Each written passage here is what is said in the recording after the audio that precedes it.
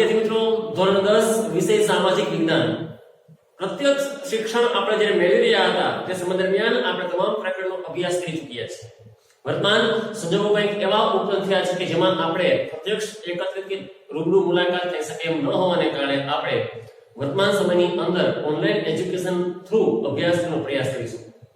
આમ તો આપણો ધોરણ 10 નો કોર્સ સમગ્ર પૂર્ણ કરી નાખેલો છે. આપણે એનું પુનરાવર્તન કરવા જઈ રહ્યા છીએ. પુનરાવર્તનની અંદર હું ખાસ તમને એ માહિતી આપવાનો પ્રયાસ કરીશ કે તમે છેલ્લા તબક્કા દરમિયાન લાસ્ટ જેને કહી શકાય કે એવો આપણે તબક્કો આપણી સામે જે આવેલો ઉભો રહ્યો છે કે જેમાં આપણે કંઈક અલગ રીતે છે એ અભ્યાસ કરવો પડશે કે ટૂંકમાં આપણે મેઇન મુદ્દાઓને હાઇલાઇટ કરવા પડશે જેથી કરીને આપણે પરીક્ષામાં જે 1 માર્કના હોય 2 માર્કના હોય કે 3 ગુણના પ્રશ્નો હોય એને આપણે ખૂબ જ સરળતાથી એ છે અભ્યાસ કરી શકીએ. તો હું એ માટે છે કે 3 વિભાગની અંદર આપણા ધોરણ 10 ને લેવાનો પ્રયાસ કરીશ. ઇતિહાસ, બીજો ભાગ છે ભૂગોળ અને ત્રીજો આવશે અર્થશાસ્ત્ર અર્થાત ઇકોનોમિક્સ નો વિભાગ.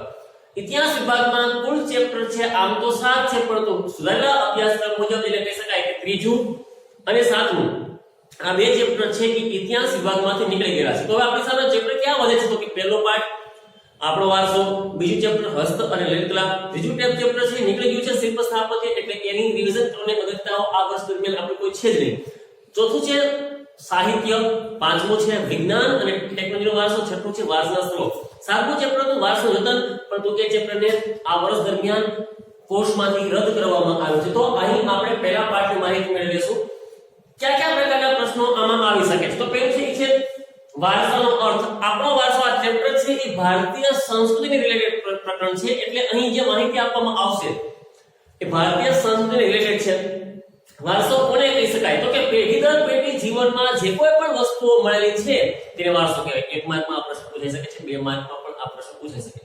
તો ભારત ભૂમિને કયા પ્રકારનો વારસો મળ્યો છે તો તમે સાંસ્કૃતિક અને પ્રાકૃતિક બંને એમાં એડ કરી શકો છો. તો વારસો એટલે પેઢી દર પેઢી જીવનમાં જે કંઈ પણ આપણને મળ્યું છે તેને વારસો કહેવાય. વારસો બે ટાઈપનો હોય, પ્રાકૃતિક અને સાંસ્કૃતિક. વ્યક્તિગત વાત કરવી હોય તો બે ટાઈપનો હોય, જૈવિક અને ભૌતિક.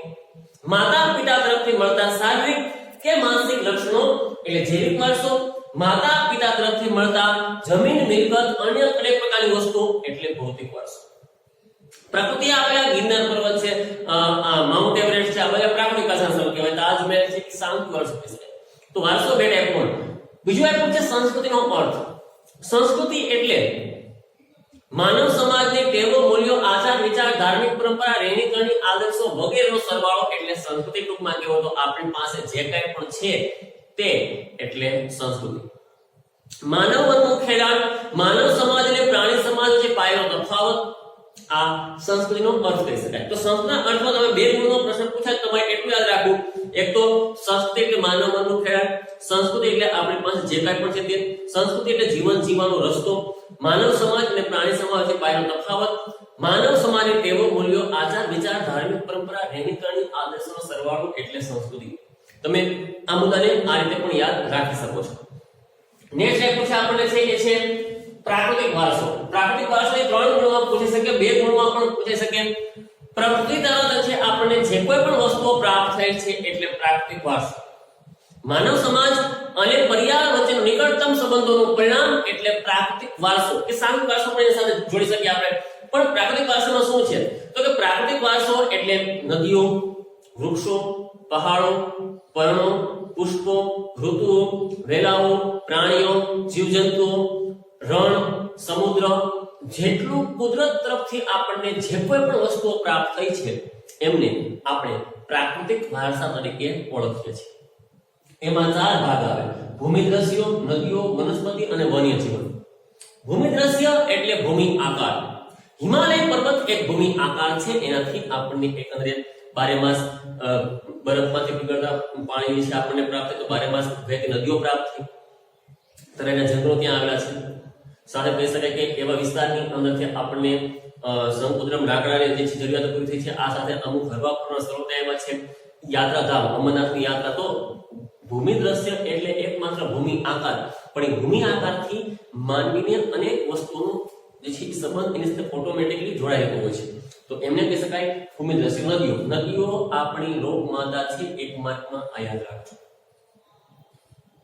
ગંગા, યમુના, સરસ્વતી, ગોદાવરી, કૃષ્ણા, કાવેરી, સિંધુ, સરસ્વતી, જે આ બધી નદીઓ છે એ આપણી લોકમાતા છે. નદીઓ માનવ જીવન સાથે જોડાઈ ગઈ છે, કારણ કે નદીઓએ આપણને માત્ર પીવાનું પાણી નથી આપ્યું. આપણી સંસ્કૃતિનો વિકાસ છે સિંધુ અને રાવી નદીને કારણે. તમે જોશો તો ઇન્ડિયાનું એક ગામ કે મોટા ભાગના શહેર 90% કિસ્સામાં તમને જોવા મળશે કોઈ નદી કિનારે હશે. એટલે માનવીની સંસ્કૃતિ છે એ એકંદરે નદી કિનારે વિકાસ પામી છે એવું આપણે 100% કહી શકીએ છીએ. તો નદીઓ એ આપણી લોકમાતા છે. વનસ્પતિ જીવન, વનસ્પતિ જીવનનું મહત્વ પણ ભારતની અંદર પુષ્કળ રહેલું છે, કારણ કે આપણી સામાજિક સંબંધો કે સામાજિક ક્રિયાઓ છે એ વનસ્પતિની સાથે જોડાયેલી છે. પણ કહી શકીએ વડ સાવિત્રીનું વ્રત છે. લીમડો, પીપળો, તુલસી એ આપણા પવિત્ર વૃક્ષો કહી શકાય. વૃક્ષોની પૂજા અર્ચના કરવી. પર્યાવરણ પ્રેમી ભારતની પ્રાચીન પ્રજા જે છે એ ભૂતકાળ છે એ વૃક્ષોનો છે એ પ્રત્યેનો પ્રેમ છે એ લાંબા સમય તમને જોવા મળશે. તો વનસ્પતિ જીવન, એમાં પછી ઔષધિઓ પણ આવી ગઈ, ધન ધાન્યથી વેરાતા ખેતરો પણ આવી ગયા. આ બધી વસ્તુઓ આપણા સંસ્કૃતિનો એક ભાગ બને છે. હવે વન્ય જીવન, પ્રાણીઓની સાથે પણ આપણે જોડાય છે. ઘણી સંબંધો છે આપણા પ્રાણી જીવન સાથે, કારણ કે તમે જોશો તો કોઈ હિન્દુ ધર્મની અંદર દેવી દેવતાના વાહનો છે એ પ્રાણીઓ છે. તો ભારતની અંદર પ્રાણીઓને જે છે એ એકંદરે પૂજા અર્ચના કરવી અથવા તો પ્રાણીઓ દેવી દેવતાના વાહન સાથે જોડી દેવા, એમના રક્ષણ અર્થે કાયદાઓ બનાવવા, શિકાર પ્રવૃત્તિઓ પર પ્રતિબંધ મૂકવા, એમના માટે અભયારણ્ય કે રાષ્ટ્રીય ઉદ્યાન જેવા ક્ષેત્રો વિકાસ કરવા. એટલે વન્ય જીવન, પ્રાણીઓ છે એ એકંદરે સમાજ જીવન સાથે કેમ જોડાયેલા? તો કે મેં તમને અગાઉ કીધું કે કોઈ પણ દેવી દેવતાના વાહન તરીકે પ્રાણી છે. તો પ્રાણી એ પોતે પ્રાકૃતિક વાસનો એક ભાગ છે, દેવી દેવતાઓ છે એ સાંસ્કૃતિક વાસનો એક ભાગ છે. તો પ્રકૃતિ અને સંસ્કૃતિ અહીં બંનેને જોડવાનો પ્રયાસ કરવામાં આવે છે. હવે ત્યારબાદ એવું છે સાંસ્કૃતિક વારસો. તો માનવ સમાજ છે એ એકંદરે પોતાની જાતે જે કોઈ પણ પ્રકારની વસ્તુનું સર્જન કર્યું છે એટલે સાંસ્કૃતિક વારસો. તો કહી શકાય કે બે શબ્દો કે માનવ દ્વારા નિર્માણ પામેલો વારસો એટલે સાંસ્કૃતિક વારસો, જેમાં ઇમારતો, સ્તૂપ, ચૈત્ય, શિલાલેખો, ઉત્ખનન કરેલા દરવાજાઓ છે, ગુંબજો છે, મિનારાઓ છે, મકબરાઓ છે, મંદિરો છે, મસ્જિદ છે, ઐતિહાસિક સ્મારકો છે, જે કોઈ પણ પ્રકારની વસ્તુઓ માનવી દ્વારા નિર્માણ પામેલી હોય એવી તમામ વસ્તુઓને સાંસ્કૃતિક વારસા તરીકે ઓળખવામાં આવે. આની સાથે તમારે છે મિત્રો ગુજરાતના સાંસ્કૃતિક વારસા શ્લોક 1 માર્કના છે એ મુદ્દો જોડી લેવાનો છે, જેમાં હેતુલક્ષી પ્રશ્નો બનશે 1 માર્કના. હું તમને પછી તેની પીડીએફ ફાઇલ પણ તમને મોકલી રહ્યો છું ધીમે ધીમે.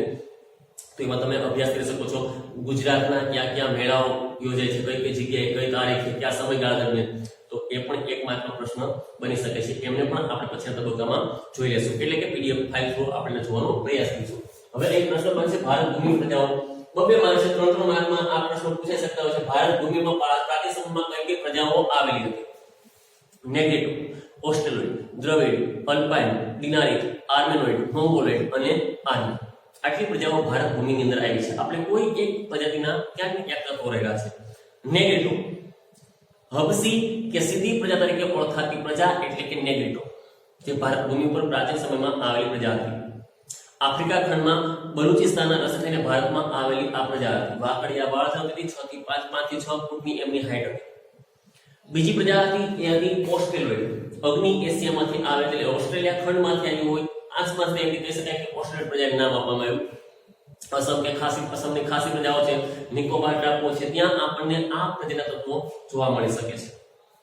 બીજા શબ્દોમાં કેવું હોય તો રંગનું, કાતરું, વણવું, ત્યાંથી તે લોકો માહિતગાર હતા.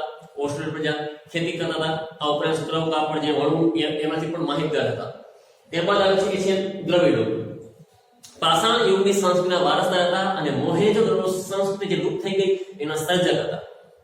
હાલમાં ભારતની અંદર દક્ષિણ ભારતમાં દ્રવિડ કુળની 4 ભાષાઓ જે હોય તમિલ, તેલુગુ, કન્નડ અને મલયાલમ, એમાં આ 4 પ્રજાના તત્વો રહેલા છે. કારણ કે આર્યો ભારતની અંદર આવ્યા પણ ધીમે ધીમે એ દ્રવિડો છે એ દક્ષિણ ભારત તરફ ખસતા ગયા. બીજા શબ્દોમાં કહેવું હોય તો દ્રવિડોએ છે એ એકંદરે માતા રૂપે દેવી અને પિતૃ રૂપે પરમાત્માનો ખ્યાલ આપ્યો. મતલબ કે હિન્દુ ધર્મની અંદર જે દેવી દેવતાઓ છે એનું સર્જન કરનારા ક્યાંક ને ક્યાંક દ્રવિડો હતા. એટલે દ્રવિડો તો ભારતની અંદર છે એ એકંદરે સર્જન થયું છે દેવી દેવતાઓનું એમ કહેવામાં અતિશયોક્તિ નથી, કારણ કે આર્યોએ દ્રવિડોના મૂળ દેવોને અપનાવેલા હતા. ત્યારબાદ આવે છે કે છે આર્ય પ્રજા. આર્ય છે કે ભારતની અંદર છે એ ઉત્તર ભારતની અંદર સપ્ત સિંધુ નદીના આસપાસના વિસ્તારમાં જે વસવાટ કરતા પ્રજા હતી એ હતી આર્ય પ્રજા. આર્યો પાછળથી હિન્દુ તરીકે ઓળખાયા. આર્યો પ્રકૃતિ પ્રેમી હતા, વરસાદ, પહાડ, વૃક્ષો, નદીઓની પૂજા અર્ચના કરતા હતા. આર્યોએ વેદોની રચના કરી છે. એમ કહી શકાય કે ઋગ્વેદ, યજુર્વેદ, સામવેદ અને અથર્વવેદની રચના પાછળ ક્યાંક ને ક્યાંક છે એ આર્યોનો મૂળભૂત ફાળો કહી શકાય. પછીના તબક્કા દરમિયાન હિન્દુસ્તાનની અંદર એકંદરે વધુ પડતો જે છે એ ધર્મનો પ્રભાવ વધ્યો એ હતો આર્યો. એટલે આર્યો એ ભારતની અંદર હિન્દુ તરીકે ઓળખાયા અને લાંબા સમય સુધી એમનો વસવાટ ઉત્તર ભારત, મધ્ય ભારત, પૂર્વ અને પશ્ચિમ સુધી જોવા મળ્યો. ખાસ કરીને પશ્ચિમમાં, ઉત્તરમાં અને મધ્ય ભારતમાં એમનો પ્રભાવ વધુ રહ્યો. એટલે આ આર્ય પ્રજાઓ હતી. મિત્રો છેલ્લો મુદ્દો આપણને આ પ્રકરણમાં એવો પણ આપ્યો 3 ગુણમાં વારસો, જતન અને સંરક્ષણ. વારસો કુદરતી છે અને માનવ નિર્મિત છે, પ્રાકૃતિક છે અને સાંસ્કૃતિક છે. તો એમાં શું કરવાનું કે સાંસ્કૃતિક અને પ્રાકૃતિક વારસાની અંદર એક માહિતી આપવામાં આવી છે કે આપણે વારસાને સાચવીશું નહીં તો વારસો નુકસાન પામશે. જો આવું ખાલી કહી દેવામાં આવે તો લોકો વારસાને સાચવે એવું જરૂર નથી. તો એના માટે કાયદાઓ, બંધારણ અને એના માટેના કલમોનો ઉમેરો કરવો પડે. એટલે કલમ નંબર 51 મૂળભૂત ફરજોની કલમ છે એ બંધારણની કલમ નંબર 51 અને 51 નો ક વિભાગ એમાં વારસાના જતન અને સંરક્ષણ વિશેની માહિતી આપતી કલમ છે. એમાં પણ 51 માં ક ની અંદર 6, જ અને ટ આ 3 મુદ્દાઓ છે. 6, 7 અને 9 જે પેટા પોઈન્ટ છે એમાં આપણને વારસાના જતન માટેની માહિતી આપી છે. જેમાં પર્યાવરણનું રક્ષણ કરવાનું છે, હિંસાનો ત્યાગ કરવાનો છે, સાંસ્કૃતિક વારસાને નુકસાન કરતા અટકાવવાના છે, પર્યાવરણમાં જે છે એ ખાસ કરીને પ્રાણીઓ કે પશુ પક્ષીઓ કે વનસ્પતિઓ પ્રત્યે એ અનુકંપાની લાગણી રાખવાની છે. આવી માહિતી આપી છે. તો આ જે છે એ બધી વસ્તુઓ જે છે ખાસ કરીને તમે બોર્ડ ઉપર માહિતી વારસાનો અર્થ એક યાદ રાખી લેજો. સંસ્કૃતિની વ્યાખ્યાઓ છે એ 2 ગુણમાં પૂછી શકે છે. પ્રાકૃતિક વારસાના સ્થળો છે, શક્યતાઓ ઓછી એક સાથે પૂછવાની, પરંતુ તમે ભૂમિ દ્રશ્યો, નદીઓ અને વનસ્પતિ કે વન્યજીવનને અલગ અલગ તારવી શકો છો. સાથે સાંસ્કૃતિક વારસામાં ગુજરાતના મેળાઓ છે કે ગુજરાતના વારસાના સ્થળ એમને પણ એડ કરી આવવાના છે.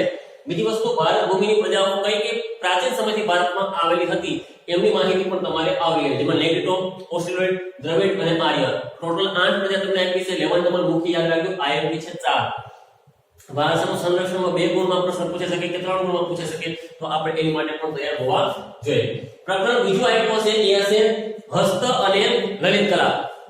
હાથે બનેલા નિર્માણ પામેલી જે કોઈ પણ પ્રકારની વસ્તુઓ છે એનો ઉલ્લેખ હસ્તકલામાં કરવામાં આવે. અને લલિત કલા છે એ સમય સાથે ચાલતી કલા. હસ્તકલાઓમાં જે કલાઓનો સમાવેશ થાય તે કંઈક આ પ્રકારે છે: માટીકામ, વણાટકામ, ચર્મ ઉદ્યોગ, મોતીકામ, મીનાકારીગરી, કાષ્ઠકલા, જંત્રકામ, અંગીકામ, ચિત્રકલા.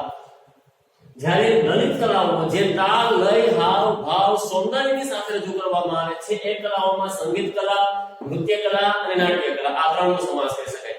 હવે મિત્રો અહીં જે આઈએમપી પ્રશ્નો બની રહ્યા છે એક મારી દ્રષ્ટિએ આ રીતના છે. આઈએમપી મીન્સ કે માટીકામ છે એ 2 ગુણમાં પૂછાતો પ્રશ્ન કહી શકાય. પાછા સમય દરમિયાન બોર્ડની પરીક્ષામાં આ પૂછાયેલો પ્રશ્ન પણ છે. માનવીનો જન્મથી મૃત્યુ સુધીનો સંબંધ છે એ માટીની આસપાસ જોડાયેલો છે. કુંભારનો ચાકડો છે એ માટીકામ માટેનું પ્રથમ યંત્ર કહી શકાય. જેમાં ઘડા, કોડિયા, કુલડીઓ, રમકડાઓ છે, માટીના વાસણો છે, પ્રવાહી ભરવા માટે કે દહીં, દૂધ, છાશ, ઘી ભરવા માટે ભૂતકાળની અંદર જે માટીનો ઉપયોગ કરવામાં આવતો એવું આ માટીકામ 2 ગુણમાં પૂછાતો પ્રશ્ન કહી શકાય. ટેરાકોટા, પકવેલી માટી જે સિંધુ ખીણ સંસ્કૃતિ દરમિયાન છે એ માટીના વાસણો બનતા આવેલા છે. આ તમામ મુદ્દાઓ છે એ આ માટીકામની અંદર આવવામાં આવ્યા છે. એટલે આપણે એ મુદ્દાને પણ યાદ રાખી શકીએ છીએ. વણાટકામ પ્રાચીન સમયથી જે છે એ વણાટકામ માટે પણ ભારત પ્રખ્યાત છે. ખાસ કરીને ઢાકાના મલમલનો તાકુ જે દિવાસળીની પેટીમાં સમાઈ શકતો કે વીંટીમાંથી આરપાર પસાર કરી શકાતો હતો. રાજસ્થાનની બાંધણી આ 1 ગુણમાં પૂછાતા પ્રશ્નો યાદ રાખજો મિત્રો. રાજસ્થાનની બાંધણી છે, કાશ્મીરના ગાલીચા છે, ગુજરાતમાં પાટણનો પટોળો છે, કાંજીવરમની વિશિષ્ટ પ્રકારની સાડી છે. એના માટે આ વિશિષ્ટ પ્રકારના વણાટકામ માટે ભારત છે એ પ્રાચીન સમયથી પ્રખ્યાત હતું. સિદ્ધરાજ જયસિંહના સમય દરમિયાન પાટણ એ પટોળા માટે પ્રખ્યાત હતું. 850 વર્ષ જૂની આ કલા હતી. બેવડ એક તરીકે ઓળખાતું આ કાપડ બંને સાઈડ એક સરખો આકાર પ્રદર્શિત કરતું હતું. તૂટતું ન હતું, રંગ પણ ન જાય, ફાટે પણ નહીં એવા પ્રકારની વિશેષતા ધરાવતું આ કાપડ હતું વણાટકામ. ત્યારબાદ ચર્મ ઉદ્યોગની વાત કરીએ તો ચામડામાંથી બનતી વસ્તુઓ છે એના માટે ભારત છે પ્રાચીન સમયથી પ્રખ્યાત હતું. ચર્મ ઉદ્યોગ 2 ગુણમાં પૂછાઈ શકે છે આ પ્રશ્ન. આ 2 ગુણ અને 3 ગુણમાં બનતો આ એક પ્રશ્ન કહી શકાય. વણાટકામ હોય ચર્મ ઉદ્યોગ છે તો એ 2 ગુણમાં પૂછાતો પ્રશ્ન કહી શકાય. ખાસ કરીને છે મૃત પ્રાણીઓના ચામડામાંથી ચામડું કમાવામાં આવતું. જેમાં પાણી ભરવા માટે પખાલો કે મસકોનો સમાવેશ થાય. ઢોલ નગારા કે વાજિંત્ર બનાવવા માટે ઉપયોગ કરી શકાય. પાકીટ, પટ્ટા, બૂટ, મોજડીઓ કે ચામડાના પગરખાં વગેરેની અંદર ચામડાની વસ્તુઓની માંગ પ્રાચીન સમયમાં ઇન્ડિયામાં પુષ્કળ હતી. તો આ ચર્મ ઉદ્યોગ એ 2 ગુણમાં પૂછાતો પ્રશ્ન છે, તો આપણે એને પણ આવરી શકીએ છીએ. મોતીકામ અને મીના કારીગરી, તમને ખ્યાલ છે કે આ 2 ગુણ અને 3 ગુણમાં લઈ શકાતો આ પ્રશ્ન છે. આઈએમપી પ્રશ્નમાં એનો પણ ઉલ્લેખ કરી શકાય. ભારત દેશ છે એ 7517 કિલોમીટર લાંબો દરિયા કિનારો ધરાવે છે. પ્રાચીન સમયથી અહીં પુષ્કળ પ્રમાણમાં હીરા અને મોતીઓ મળી આવે છે. ખાસ કરીને મોતીમાં હીરાઓની વાત કરીએ તો ગ્રેટ મુગલ અને કોહિનૂર હીરાઓ છે. સાચા મોતીઓ છે દરિયામાંથી પ્રાપ્ત થયેલા છે. તો આ રાજાઓ મહારાજા છે પોતાના બાજુબંધ છે, મુકટ છે, એની ઉપર આ પ્રકારના હીરા મોતી માણેક પન્ના નીલમ કે પોખરાજ આ પ્રકારની વસ્તુઓ કે રત્નોને જડતા હતા. એટલે પ્રાચીન સમયથી હીરા અને મોતીકામ માટે ભારત છે એ પ્રખ્યાત હતો. લગ્નના નાળિયેર છે એમાં છે કે બળદના શિંગડા કે મોડિયા છે, લગ્નની ઝાંઝ હતી ત્યારે એને શણગારવામાં આવતા. ઘરની દિવાલો છે કે પછી તો છે એની ઉપર અમુક પ્રકારના ચાકડાઓ છે એમાં મોતીથી શણગારવામાં આવતા. તો પ્રાચીન સમયથી ઇન્ડિયા મોતીકામ માટે પણ પ્રખ્યાત દેશ હતો. મીના કારીગરી છે મિત્રો, આ કદાચ 1 ગુણનો પણ પૂછાતો પ્રશ્ન કહી શકાય કે સોના અને ચાંદીના આભૂષણો પર રંગ પૂરવાની કલા એટલે શું? તો તે તમે યાદ રાખજો, મીના કારીગરી. મતલબ કે મીના કારીગરીનો અર્થ એ થાય લાલ, લીલો, બાલે કે ગુલાબી આવા રંગને જ્યારે સોના કે ચાંદીના આભૂષણો ઉપર હોય એમાં આ પ્રકારનો રંગ પૂરવામાં આવે એને મીના કારીગરી તરીકે ઓળખવામાં આવી શકે. આ 2 ગુણો આપણે યાદ રાખી શકો. 3 ગુણમાં સંયુક્તમાં પૂછાઈ શકે છે આ વસ્તુ. કાષ્ઠકલા, લાકડા ઉપરનું કોતરકામને કાષ્ઠકલા તરીકે ઓળખવામાં આવે. ઈડર અને સંખેડા રમકડા બનાવવા માટે હોય કે હિંચકાઓ બનાવવા માટે હોય, ભૂતકાળમાં પ્રાચીન સમયથી આ પ્રકારના પ્રખ્યાત મકાનો જે છે કે ભવનો કે મંદિરો પણ લાકડાના ભારતમાં પ્રાચીન સમયથી બનતા આવ્યા છે. 400 વર્ષ જૂનું છે એ એકંદરે લાકડામાંથી બનેલું કોતરકામ વાળું છે એ પ્રભાસ પાટણ સોમનાથમાંથી પ્રાપ્ત થયેલું આખું વાસ્તુકલાઓને આધીન હોય એવા પ્રકારનું બાંધકામ વાળું આખું લાકડાનું છે એ મૂર્તિ પણ પ્રાપ્ત થઈ છે. તો પ્રાચીન સમયથી લાકડાઓમાંથી કે વન રાજ્યોમાંથી બનતી વસ્તુઓ છે એના માટે પણ ભારત પ્રખ્યાત હતું. વર્તમાન સમયમાં પણ લાકડાની માંગ એટલી છે, પણ આ ફર્નિચર કે અમુક પ્રકારની વસ્તુઓ કે રમકડા બનાવવા માટે કાષ્ઠકલા એક કલાનો એક ભાગ કહી શકાય. આ હુનર કલા કહી શકાય એક પ્રકારની. જળતર કામ, રાજસ્થાનનું બિકાનેર આના માટે પ્રખ્યાત છે. સોના અને ચાંદીના આભૂષણો ઉપર હીરા અને મોતીને જડવાની કલા એટલે જળતર કામ. આ પ્રકારના આભૂષણોની માંગ શ્રીમંત વર્ગના લોકો હતા એમાં વધુ રહેતી, કારણ કે સોના અને ચાંદીના આભૂષણો ઉપર જ્યારે હીરા અને મોતી જડવામાં આવે તો ઓટોમેટિકલી એની કિંમત વધી જાય. એટલે જળતર કામ રાજસ્થાનનું બિકાનેર શહેર છે એ જળતર કામ માટે પ્રખ્યાત હતું. આ પણ 2 ગુણમાં બનતો પ્રશ્ન કહી શકાય. કાષ્ઠકલાને પણ 2 ગુણમાં લઈ શકાય. અકીક, કેલ્સિડોનિક સિલિકા મિશ્રિત ભૂરા કે સફેદ રંગનો પથ્થર એટલે કે અકીક. નદીઓના ખીણ પ્રદેશમાંથી મળી આવતો આ પથ્થર હતો જેને છે એકંદરે ખંભાત, રાણપુર, અમદાવાદ જે છે એ તો સુરત એવા પ્રાંતમાંથી છે એ આ પ્રકારના પથ્થરો મળી આવ્યા. ખંભાત એને મોકલવામાં આવતા અને આમાંથી અકીકના પથ્થરમાંથી ઘરેણાં બનાવવામાં આવતા ભૂતકાળની અંદર. તો અકીક કામ 2 ગુણમાં પૂછાઈ શકે છે આ પ્રશ્ન. યાદ રાખજો, અકીક એક કિંમતી પથ્થર છે જે નદીઓના ખીણ પ્રદેશમાંથી મળ્યા છે. તે ભૂરા કે સફેદ રંગનો હોઈ શકે છે. પાણી કે આબોહવાની પ્રક્રિયાથી તૈયાર થાય છે. ભૂતકાળમાં આનો ઘરેણાં તરીકે ઉપયોગ કરવામાં આવતો અને રાણપુર, અમદાવાદ એવા શહેરોમાંથી આ પ્રાપ્ત હતો, જેને પહેલ પાડવા માટે મીન્સ કે ડિઝાઇન માપવા માટે ખંભાત મોકલવામાં આવતો. ચિત્રકલા 2 ગુણનો આ પ્રશ્ન કહી શકાય મિત્રો. આપણે અહીં આઈએમપીમાં એને આવરી લઈએ છીએ. 5000 વર્ષ જૂની આ પ્રાચીન કલા છે. રંગ અને રેખા વડે અભિવ્યક્ત થતી કલા છે. ભૂતકાળમાં છે મધ્યપ્રદેશનું ભીમબેટકા સ્થળ હોય છે, હરણ કે અમુક પ્રકારના પ્રાણીના ચિત્રો મળી આવ્યા છે ગુફાઓમાંથી.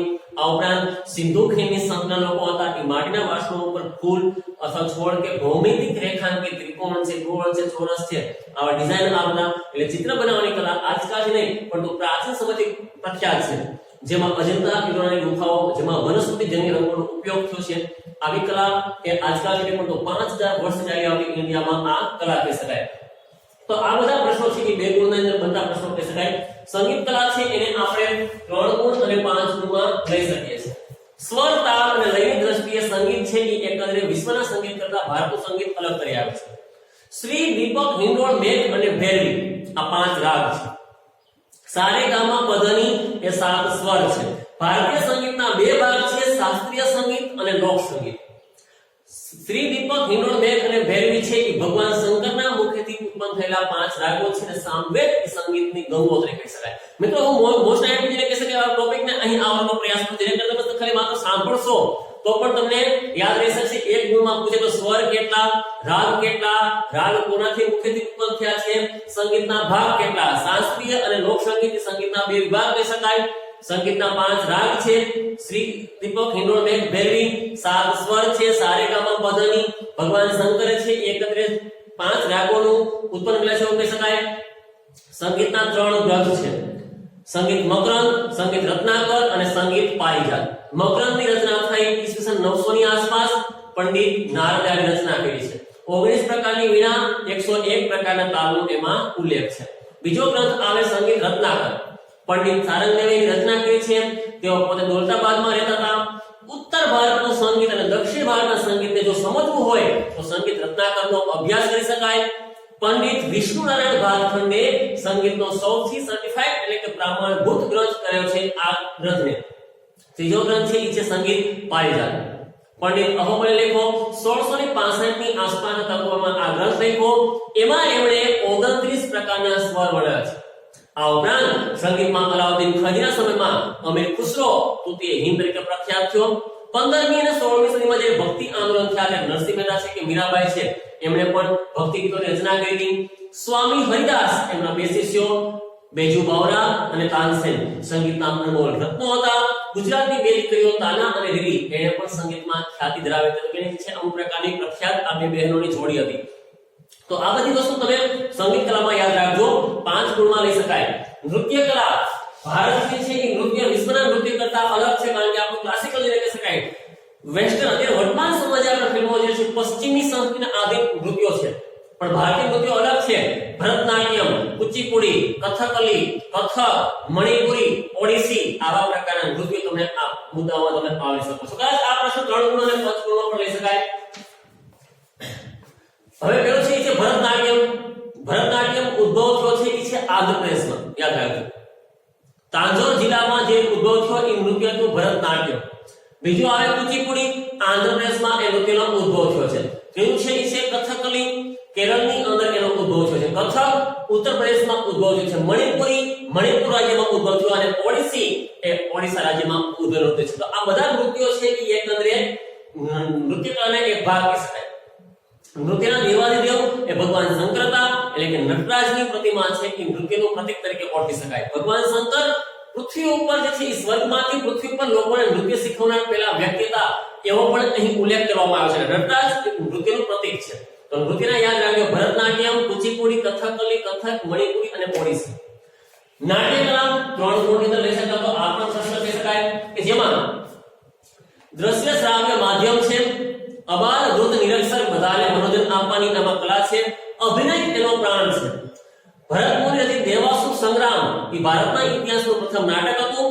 નાટ્યકારો પણ થઈ ગયા કવિ કાલિદાસ, જેમણે અભિજ્ઞાન શાકુંતલમ, વિક્રમાવસ્યમ, માલવિકાગ્નિ મિત્રમ જેવા નાટકો લખ્યા.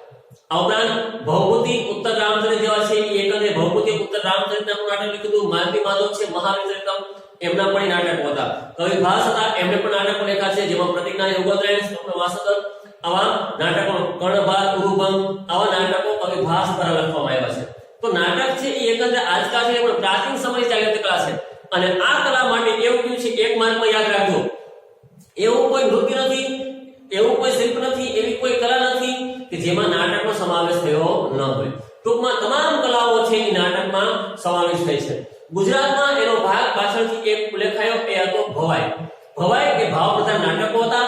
750 વર્ષ જૂની આ કલા હતી. એ ભવાઈએ સ્ટાર્ટ કરનારા અસાઈડ ઠાકર હતા. મિત્રો અહીં ગુજરાતના નૃત્ય તમે પણ આવડી શકો છો. ગુજરાતમાં ધમાલ નૃત્ય છે સિદ્ધિઓનું, એનો પણ ઉલ્લેખ તમે કરી શકો છો. એ પણ એક વાક્યમાં પૂછતા હેતુલક્ષી પ્રશ્નોમાં આવી શકે છે. હવે અહીં આજે છે કે આપણે 2 પ્રકરણના પુનરાવર્તનને યાદ રાખીશું.